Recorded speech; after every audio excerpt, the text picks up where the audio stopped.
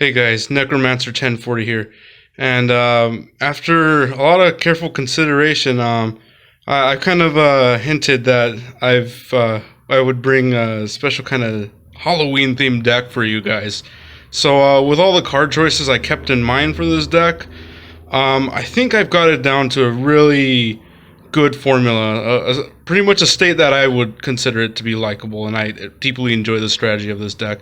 I've always have, and that's why I thought that would be a perfect pick for Halloween. So with that, I bring you my Zombiesworn deck profile. And so yeah, without any further ado, let's get into it. This is a 60 card version of the deck, so keep that in mind. And but yeah.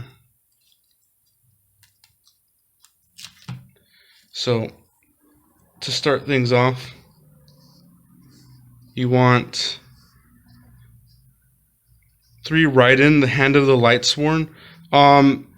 He's not your ideal summon, but he's mainly meant if, like, worst case scenario, you do have him in your hand, you throw him out on the field, you activate his ability, you mill 2 cards from your the top of your deck into the grave, and you pretty much are looking to get something into your graveyard, maybe another Lightsworn that activates its ability off his effect. So he's mainly meant just, I guess, get advantage in that sort of way.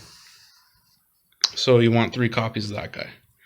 And I know some people may be kind of weirded out by this choice, but I play 3 Feliz Lightsworn Archer. So the reason why I play 3 of her is because I play 2 Lightsworn Wolf. She's a little better than Lightsworn Wolf, well, kind of a lot better, but she still is a brick if you get her into your hand, but she has more abilities than Lightsworn Wolf. For one, if you get her on the field, you can sacrifice her and destroy something on the field. And she's a tuner. And she's pretty much the same level as Lightsworn Wolf. So, yeah, 3 of her as opposed to the 3 Lightsworn Wolf, which we'll get into. And speaking of which, 2 Lightsworn Wolf. So, like I said before, the reason why he's at 2 is because I have 3 Felixes, and it's meant to be milled off the top of the deck like Lightsworn Felix. Or Felis, I mean. So yeah, there's a reason why he's at 2. I only do 1 Lightsworn Lumina, this Lightsworn Summoner. So I just keep her at 1, mainly because, I mean, if you see her, it's great, but you don't want to see her all too much because she can clump in your hand with more than 1 copy. You do have to normal summon her most of the time. I mean, you can special summon her. That would be ideal. But for the most part, she doesn't do too much. She's just meant to reborn a Lightsworn from your graveyard, and you discard 1 monster. So she's great, but I wouldn't put her more than at 1 copy. I know people may question this, like, why are you running 2 copies of Judgment Dragon? So I like Judgment Dragon personally, but I think he can really help even in this format with clearing boards. I know a bunch of monsters have protection effects, but there are going to be monsters on your opponent's side of the field that don't have protection effects, and you're looking to wipe out those monsters, and Judgment Dragon's an easy summon once you have 4 different types of Lightsworns in your graveyard. You just pay 1,000 and you wipe the board. And if he sticks around on the field, you get to mill 4 cards off the top of your deck, so he's a plus. And he's a 3,000 attacker, so he's not a pushover. So that was the Lightsworn engine. And now we're getting into the more, the other main part of the deck, which are the zombies. So, Mizuki, he's mainly meant to be in your graveyard. He's not, I mean, you don't want to see him in your hand. You prefer him to be in the graveyard so you can banish him, and then you can summon another zombie from your grave onto the field. He's mainly meant for you to just push out a bunch of summons, so you can link off or do a whole bunch of extra deck plays. He's great. So Yeah, you definitely want to run 3 copies of him. His counterpart, Gozuki, he mainly allows you to throw a zombie card from your deck into the grave, so he's great for that. And yeah, I mean, if you're not getting into Mizuki fast enough, and you have Gozuki in your hand, summon this guy, and you throw Mizuki into the grave or any other zombie that you need at the moment, and you basically get their effects. They're in the grave.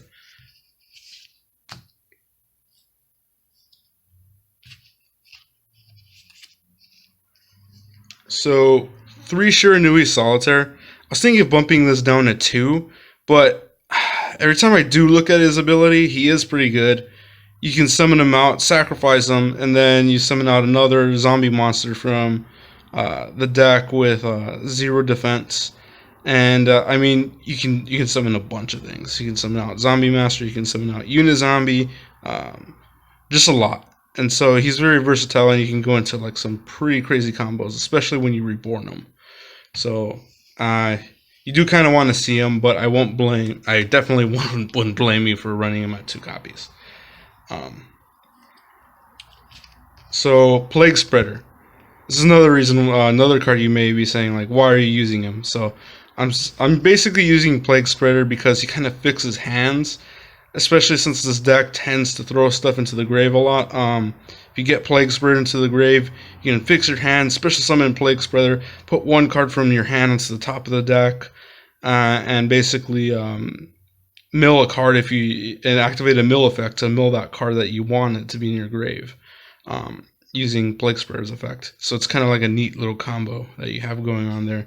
And he's a tuner, so I mean, any tuner that's pretty accessible from the graveyard to be summoned onto your field, you basically want them in your deck. So 2 copies of that guy. So 2 copies of Zombie Master. He's great. I mean, in general, I mean, he lives up to his name, Zombie Master. He can revive pretty much any zombie monster from your grave, so long as you discard 1 monster. Like if you have a Plague Spreader in your hand, you can discard Plague Spreader and activate his ability, and that's yeah, you can kick off pretty crazy combos off of that. So yeah, 2 copies of him. I wouldn't use 3. 3 is just too much. You don't want to see him in your starting hand. He can be a little slow. You mainly want to see him after you get your combos going, and you have a bunch in your grave. So, in earlier renditions of this build, I don't know why I never used Destiny Hero Malicious. Sorry, I can't speak today. I don't know why I never used Destiny Hero Malicious, but he's just too good not to use in this deck. Especially you mill a bunch of things into the graveyard, it makes sense to use them.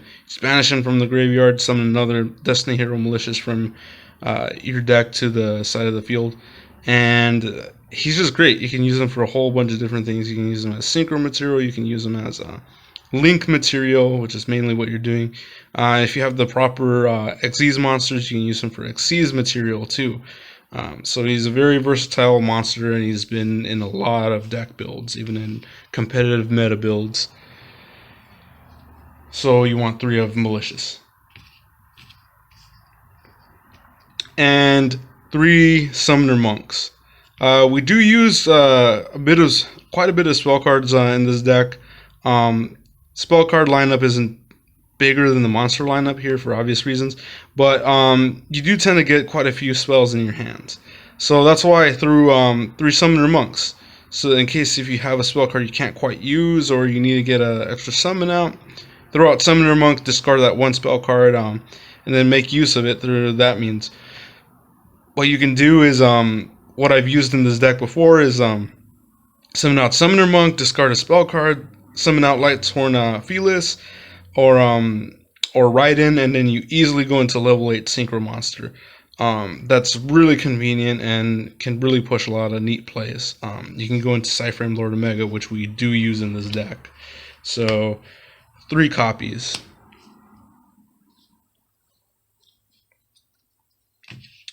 This is another really interesting tech choice I use. He actually used to be in old Lightsworn builds back in the day in like 2008 and the later 2000s. So Card Trooper, he basically allows you to call a number from 1 to 3, and then you mill that many cards. So he's basically meant to be a mill engine for this deck. And you'll see one other card that we use in this deck gets him out, or multiple copies of him out real quick. So there's kind of a strategy built around him. I know it's kind of weird seeing him in this deck, so it kind of seems out of place. And kind of borrowing off of previous builds of this deck, I do use a plant engine. Lone Flyer Blossom, it's mainly meant to get out your other plant type monsters in this deck, which you'll see in a moment. And it's mainly meant to get out this guy, Predaplant Orphis Scorpio. So Orphis Scorpio does allow you to summon out another Predaplant monster, being that you discard or you send to the graveyard from your hand one monster. So we do use Darling Cobra. Speaking of which, there he is. Darling Cobra, he's mainly meant to search out a fusion card from your deck. We do use Brilliant Fusion. I know you may be asking, why are you using Brilliant Fusion now? It's that one. It's still a really neat way, and a pretty consistent way of getting out an extra summon with Seraphonite. Though it has taken a hit, it's a little harder to use now, but I think for the purposes of this deck, it still is pretty good. When I was playtesting this deck, it was never an issue. Well, I mean, you do get some instances where it's less than ideal, but that doesn't happen most of the time. So it's still overall good. The pros outweigh the cons. And then for the last of our plant engine here, I use Glow Up Bulb. He's great, especially that you're milling a bunch of cards into the grave. He's a really powerful card. He's a tuner. If you don't know what he does, if he's in the grave, you mill the top card of your deck into the grave, and you special summon that guy out. And that can only happen once per duel. So yeah, don't get any ideas of trying to abuse this guy. But unfortunately, you can't do that. That would be broken. But yeah, so one copy of him. And then worst card in the deck, Gemknight Garnet. Gemknight Garnet, he's mainly meant to complete your Brilliant Fusion plays, which is Brilliant Fusion's further in the deck. You need him, but he's easily the worst card in the deck. Now for the spell lineup, we're getting into the spells. You need 3 solar recharges.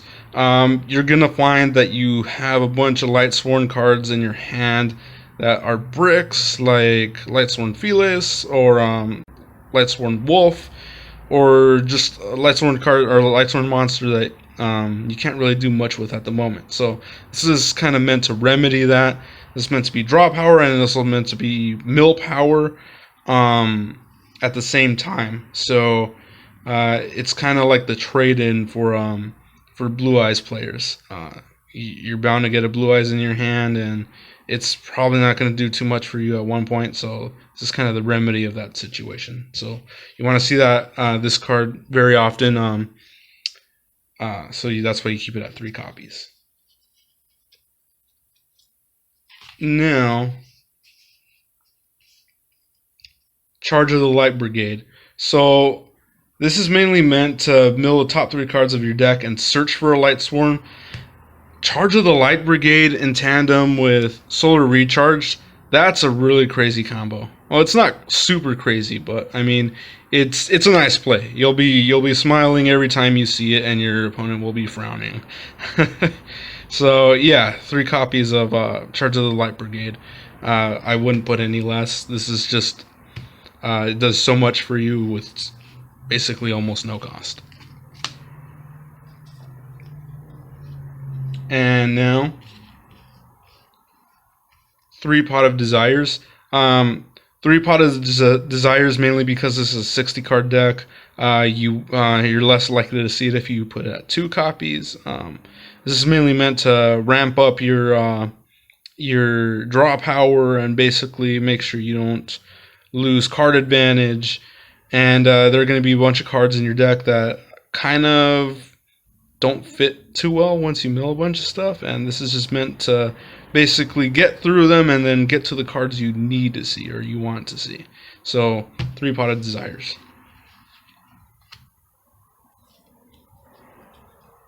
And now we have 3 Left Arm Offerings. I was considering putting this card at 2, but what I've been doing in playtesting is I've been doing all my plays, basically getting as much plays as I can, and then I activate Left Arm Offering when I still have 2 cards in my hand or more. This is basically meant to search out any spell card in your deck. So ideally you're searching out Brilliant Fusion. So these are just basically 3 more cards that can get to Brilliant Fusion for you. If you don't have the Predator Plants in your hand, in your opening hand, this is another alternative. But I don't blame you for putting it at 2 copies if you do decide to do that. So yeah, 3 copies of that. Now, I use 2 copies of Allure of Darkness. You may be asking why 2 copies. Because since this deck isn't solely dark based, it won't have that many things to banish for Allure of Darkness. So there aren't that many targets. But it is still a great removal, or not removal, draw card. So I would keep it at 2. I wouldn't put it at 3. I wouldn't recommend that. So yeah, for those reasons, that's why I have 2 Allure of Darknesses. 2 Machine Duplications. That's why I use Card Trooper, because if you get Card Trooper in your hand and you summon him out onto the field, you play Machine Duplication, you're going to mill 9. That is insane for this deck. And it's the reason why I run 2 copies. You may be wondering, why do you use 2 copies of Machine Duplication and just 3 copies of Card Trooper? Well, in case if you banish or you mill one into the grave by accident, you have the other there to use, so that's why. So 2 copies of Machine Dupe. And you can put other machine monsters into this deck if you wanted to as alternatives. So, kind of the star of the deck here, Brilliant Fusion. Yeah, this is what's going to get you Seraphonite. This is what's going to get you to potentially mill another Lightsworn monster from your deck to the grave. It enables so many things for you to do. It's crazy how much this advantage this card generates. So 1 copy because the ban list says you can only have 1 copy. So for the 1-ofs, Reasoning, Monster Reborn, and Foolish Burial, of course. You really want to use Foolish Burial in this deck. It allows you to dump pretty much any card in your deck into the grave. Well, not any card, but 1 monster, to be more specific. But yeah, Foolish Burial is great. Monster Reborn, you're going to have a bunch in your grave, so you're going to want to revive something somewhere down the line. Reasoning, it's just an extra summon. If you've seen my other videos, I do use Reasoning a lot. One of my favorite cards. So yeah, it does generate a bunch of advantage for you.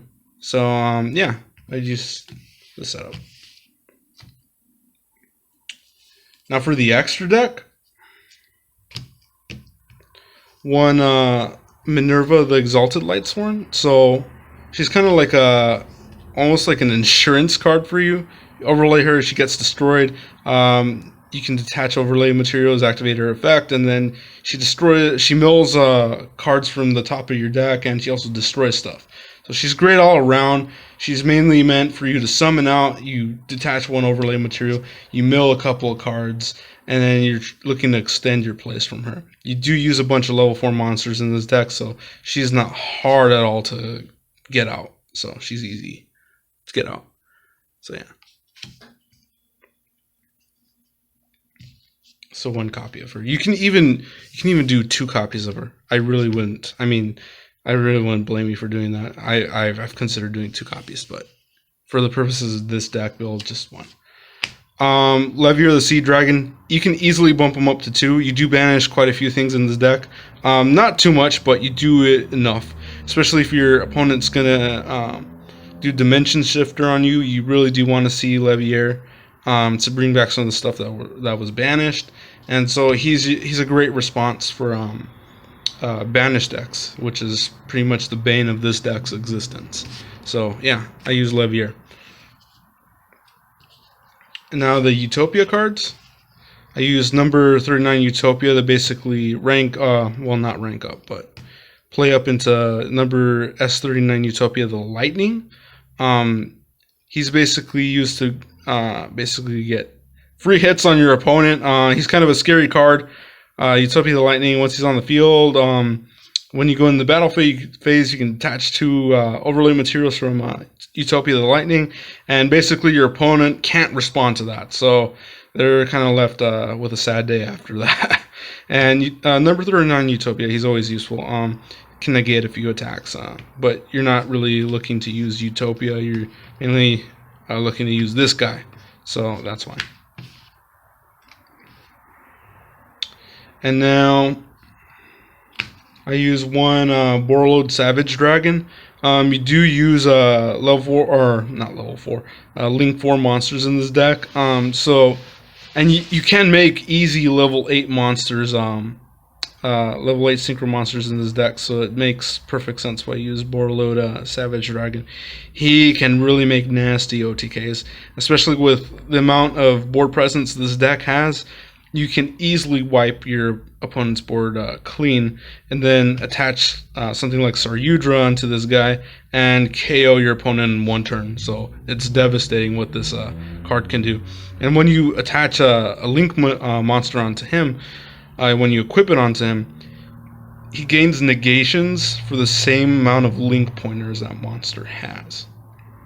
So he's insane. He can do a lot. He's no pushover. He's a 3,000 attacker.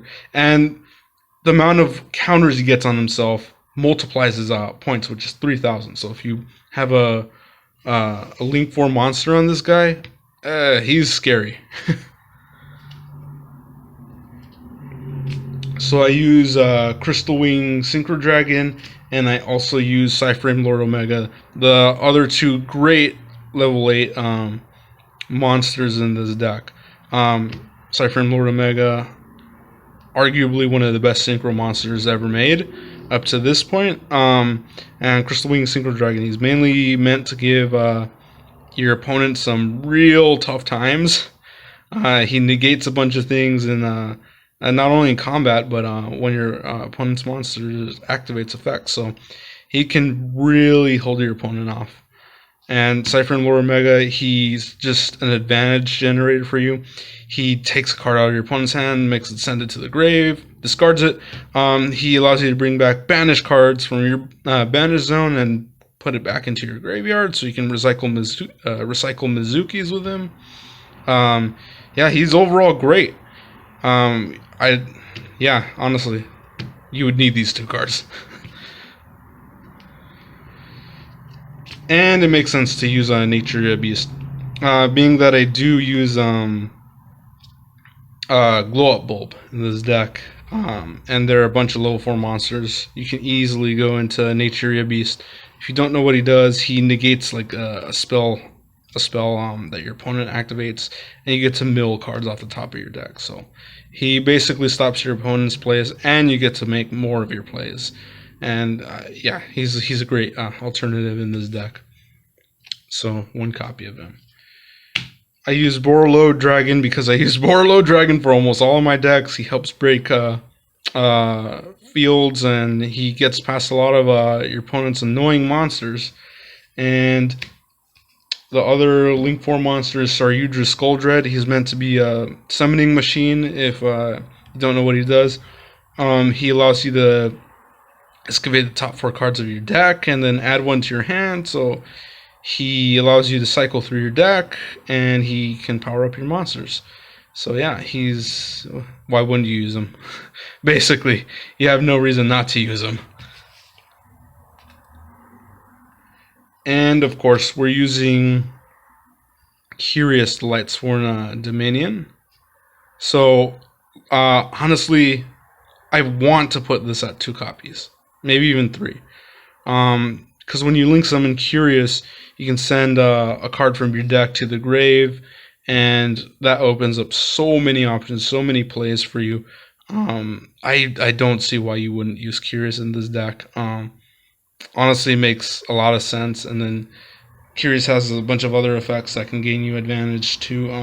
You can bring back stuff from your graveyard that happen to be in there when Curious is destroyed, and Curious can allow you to mill things too. So yeah, Curious is great. I use Underclock Taker and Proxy Dragon as easy Link 2 monsters. So yeah, Underclock Taker just requires 2 effect monsters, and Proxy Dragon just requires like any 2 monsters. So he's really easy to get out and get up into your higher link plays, like Saryudra. And then if Saryudra is in your grave, then you can use Burled Savage Dragon. So yeah, that's great.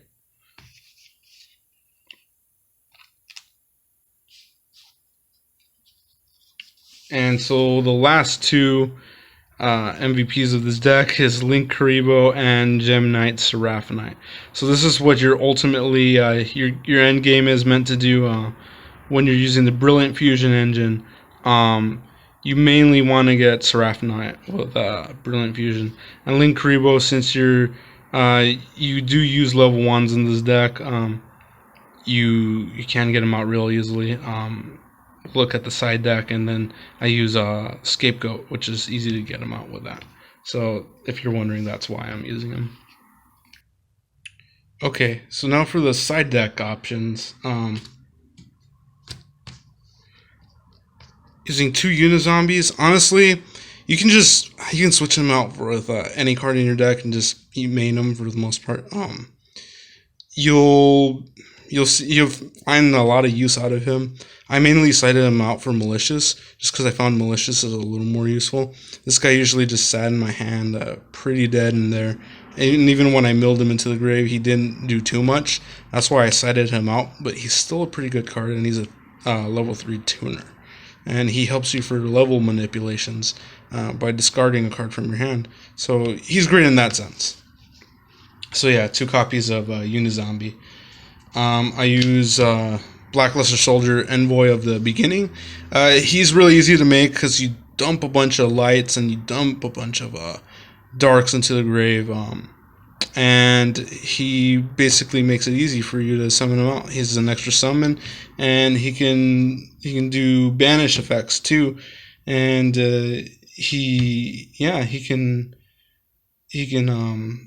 he's a really nasty card for your opponent to contend with. So why not use I was about to say Buster Blair, but why not use a Blackluster Soldier?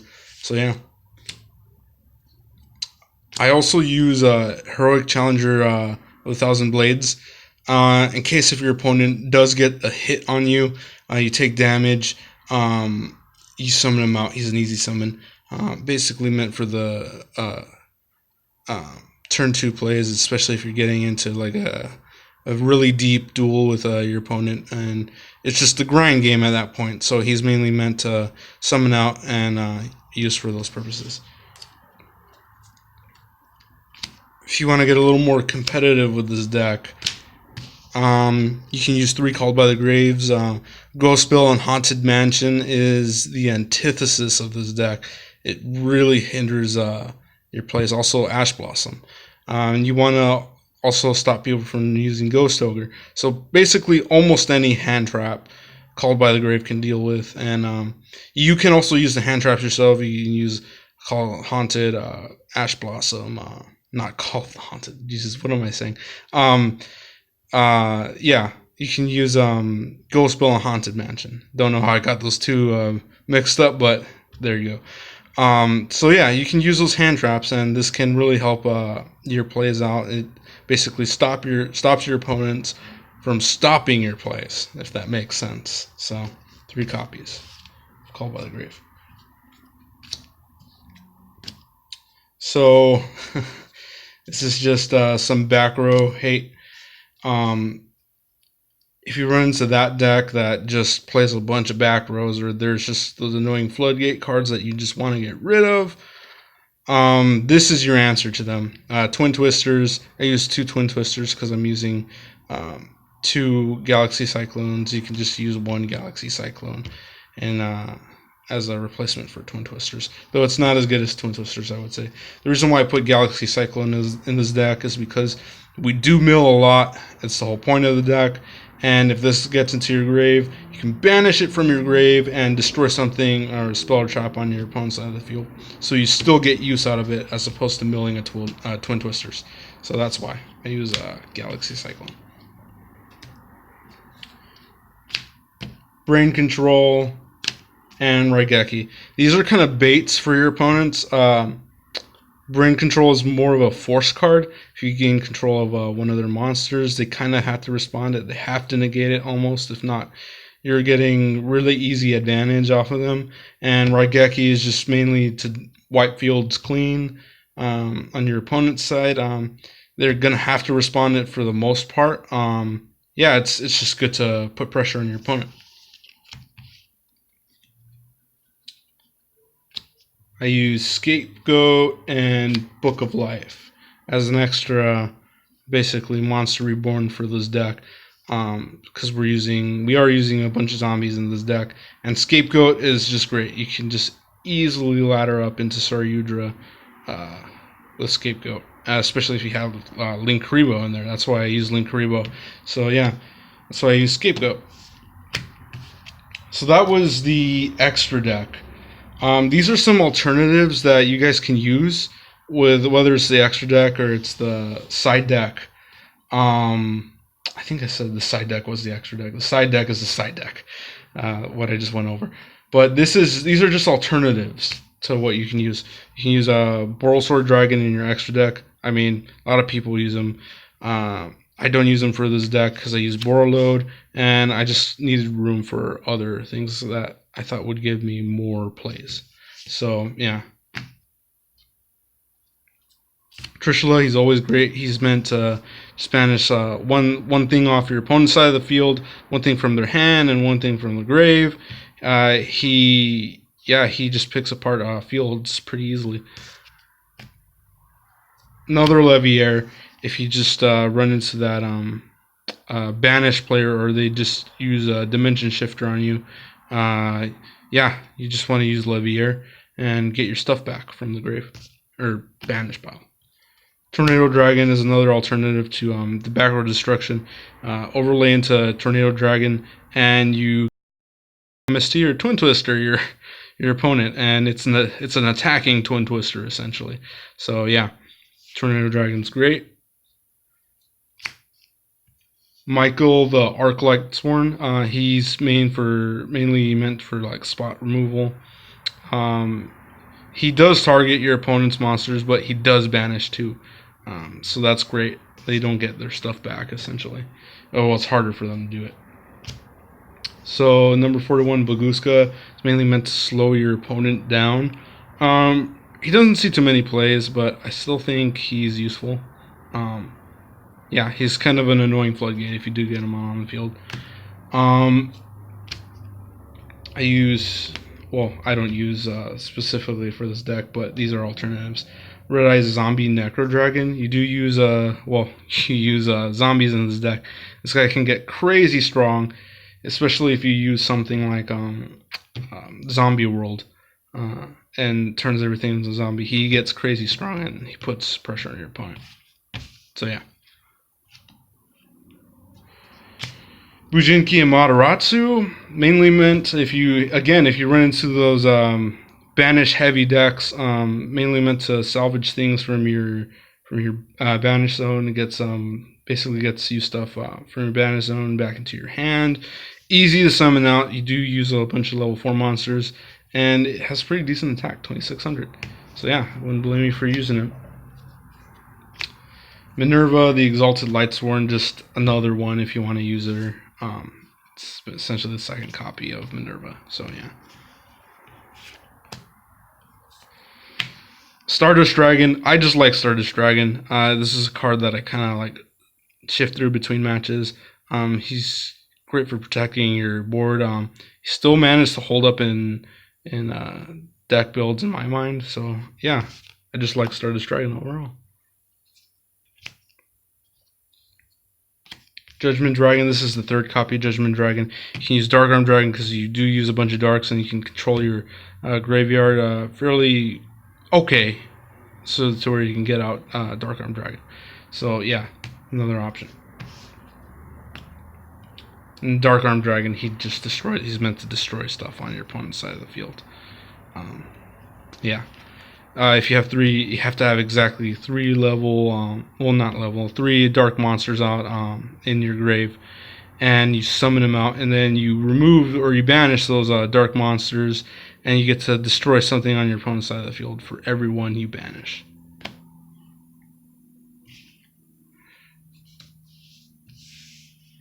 It's a third copy of Galaxy Cyclone, and then Hey Trunade, in case if you need to get rid of that pesky back row. Someone threw up a floodgate on you, whatever the reason, these are just other alternatives you can use. So yeah, those are, yeah, that's pretty much the end of it. So yeah, that pretty much wraps up the deck profile for Halloween. Yeah, thank you very much, guys, for watching. I really enjoyed making this deck profile for you. I hope you liked it, and you found it fitting for the Halloween-themed deck build that I was going to make.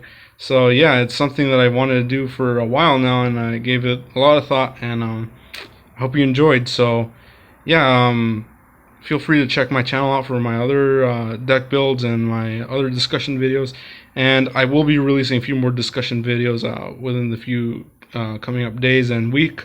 So look forward to that, and with all that considered, thank you for watching, and I hope to see you again. Thank you. Bye.